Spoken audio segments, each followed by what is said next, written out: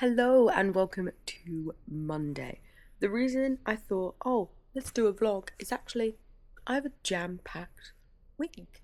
Today is probably the only day where Harry and I don't have anything going on. I am about to start today my fifth book. My fifth book for my Goodreads reading challenge, which is The Night Ends with Fire.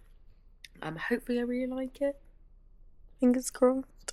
But I will be vlogging that, so hopefully that's fun. I won't go up and it's really boring.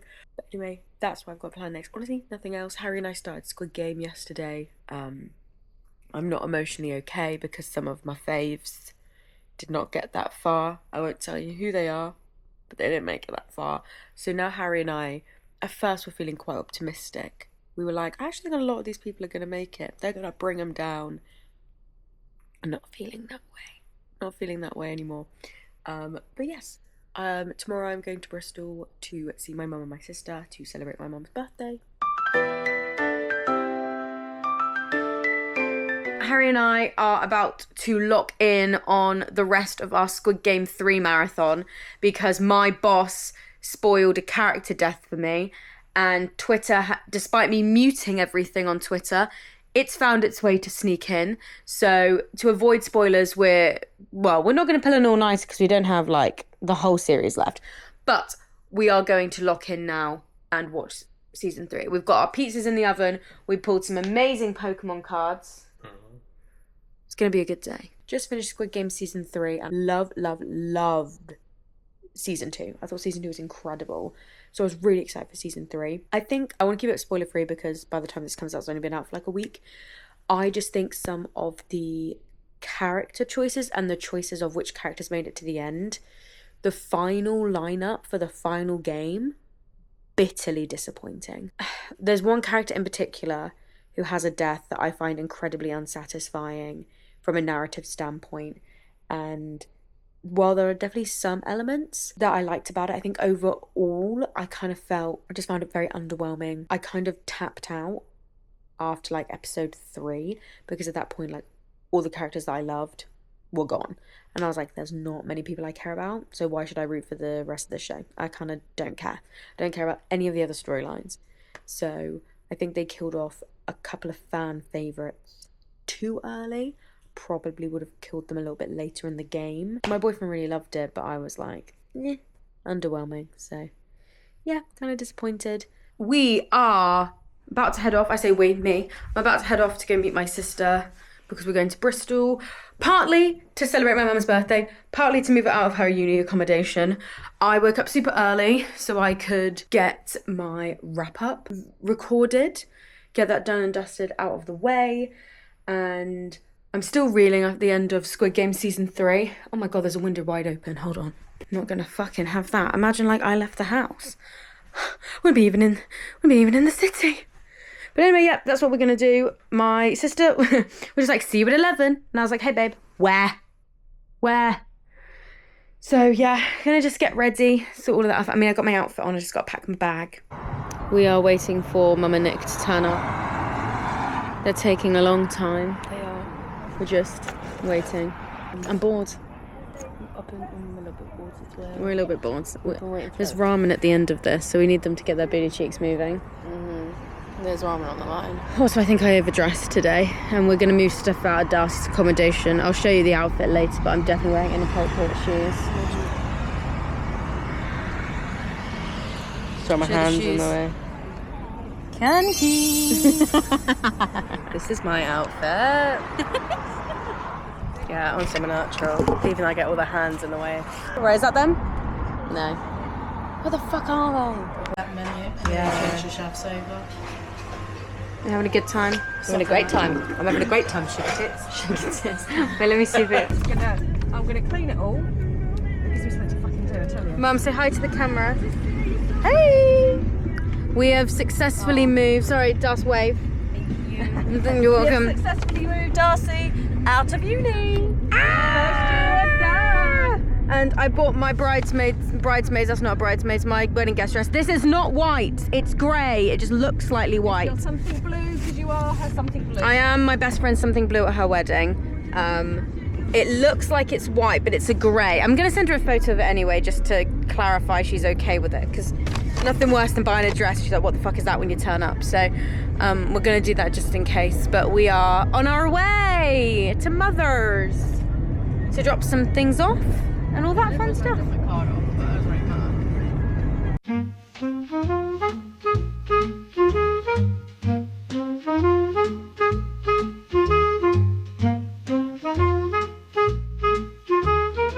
Harry and I are 9 years old today. How do you feel about being 9 years old? I feel about 9 years old. What the fuck is that kind of answer? Jesus. I'm very happy that Harry and I are 9 years old. So we're going to be together forever. Are we going to be... Agreed. We're going to be together forever? Good. Say that we're going to be together forever in the camera. Or like deadpan, like, we're going to be together forever. Me and the camera. Firstly, yesterday Harry and I had a very low-key anniversary thing. I think we're just very exhausted. We've got so much going on at the moment, and we were just like, let's just go for dinner, have a nice time, it'll be good. That energy will not happen next year when we're 10 years together. 10 years. But very low key. He's always great company. That's not an issue. We have just got so much going on over the next couple of weeks. We are exhausted. Harry is upstairs currently in a 2-hour meeting. Bless him. I'm about to head to work. Today's book group day. I have not read the fantasy book group book just because I read it ages ago, so I didn't prioritise it on the list. And then the other book group, of which I did DNF Our Wives Under the Sea, I actually forgot I have a very important publishing call. So because of that, I'm unable to attend this book group. I also had a very exciting email come in.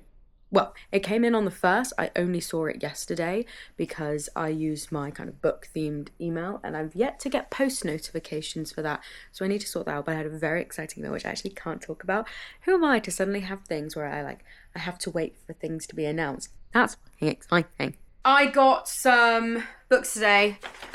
I treated myself, but I also received 2 books from the publisher, so let me tell you about that. Hold on. I got The Bookshop Below by Georgia Summers. I read, oh my God, what was it called? The City of Stardust by Georgia Summers last year. I liked it to a certain extent. I definitely think it had the issue of being compared to The Starless Sea, which is one of my all-time favourite books by Erin Morgenstern, which meant, unfortunately, my expectations were a lot higher than what I was being given. Anyway, so The Bookshop Below, all I know, a magical bookshop, a disgraced bookseller, a dangerous society, prepare to enter the bookshop below. This comes out in November of 2025, so I hope to read that October this year. The other one I got, which is actually out very, very soon, is House of the Beast by Michelle Wong. It's a Beauty and the Beast retelling. So it says, step into the House of the Beast in this dark fantasy debut about a young woman who strikes a deal with a mysterious, alluring god to seek revenge on her aristocratic family. Featuring illustrations throughout by the author, who was an illustrator for the Legend of Korra graphic novels. Start off with the hardbacks. Jeez, oh, have I ripped that? That's me. First up, we have Shelf Life by Michael Robb, a journey through the past, present, and future of bookselling and publishing in Britain. Based on what I am experiencing at the moment in my career, 2 of my bookseller colleagues both recommended this. So because they both recommended and they were like, we feel like you'd find this to be incredibly advantageous for what you want to do in your life, I bought it. So that will probably be the non-fiction book I read this month, if not the non-fiction book I read next month. The Potting Shed Murder by Paula Sutton was one of my favourite crime books of that year that I read it in. This is the sequel, The Body in the Kitchen, a lot shorter than I anticipated. This is it. Oh, that's annoying.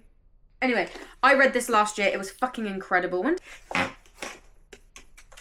Daphne is off solving murders and burglaries and all of that kind of stuff. And I got it because I absolutely adore the first one, so I really hope I love this. This is out now, so I don't really know when I'll get to it, but I can't wait, regardless. And then, a lot of these then were kind of on a whim. I got The Starving Saints by Caitlin Starling. All I know is it's cannibalism and nuns. A transfixing fever dream of medieval horror. Then we move on to my paperbacks. First up, we got Angie Kills a King by Evan Lycombe. This is by, I'm pretty sure I follow the author on social media, on like TikTok and Instagram and stuff. I'm pretty sure I do. So To be honest with you, and I think that's why I got it, because I don't actually know what it's about. Then, purely based on the cover, I got The Last Vigilant? By Mark A. Latham. Again, I kind of really just got it because of the cover, and I remember giving it... It begins an epic fantasy trilogy where legends are forged and reforged, where the line between ally and enemy is razor thin, and where the only people holding the darkness of monsters and men at bay are the few who choose to stand fast. I don't know. I've been in a big fucking need of epic fucking fantasy. I don't know what it is. I mean, you know me. I'm the queen of getting fatigued very quickly. I'm kind of over romantasy at the moment. I'm done. I'm good. I've seen it. I've appreciated what it is. I love romance. I love fantasy. I love romantasy. But at the moment, what I need in my life is some epic fucking fantasy. So there we go. And then the other one I got for sci-fi is Too Like the Lightning by Ada Palmer. Again, I just read it because I liked the opening line. Look, real quick. Let me just make sure. Real quick, look at these Pokemon cards that I got. First up, Charizard X. This is a promo card, so don't judge.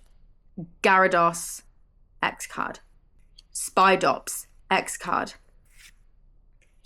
Super illustrated rare for Dolive. Shout out to Dolive. And then this motherfucking bad boy.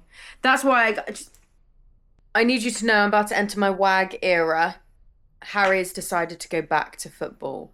So that means every other weekend I have off will be spent standing on an AstroTurf or a pitch watching him kick a ball around. And I have to do it. I mean, if he's going to listen to me go on about my books, I've got to let that man kick a ball around and be present. But yes, and then later on, Harry and I are going to meet my siblings, and we are going to do an escape room.